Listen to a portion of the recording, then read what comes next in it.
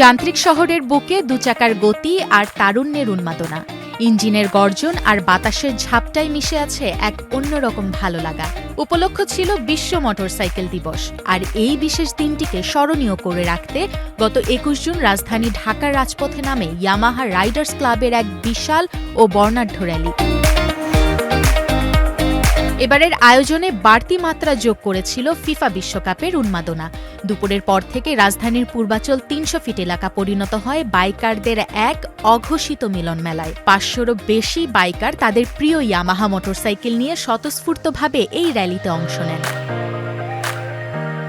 নিজেদের পছন্দের জার্সি আর পতাকা নিয়ে বাইকারদের এই পদযাত্রা কেবল গতির প্রদর্শনী ছিল না, বরং এটি ছিল এক গভীর সংহতির বহিঃপ্রকাশ।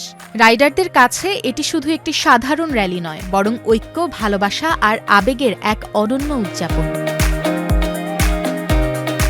উৎসবের রঙে মেতে ওঠা এই দিনটি বাইকিং কমিউনিটির ইতিহাসে যোগ করল নতুন এক মাত্রা। গতির সাথে সংহতি আর শখের সাথে পেশাদারিত্বের এক দারুণ সমন্বয় দেখল রাজধানীবাসী।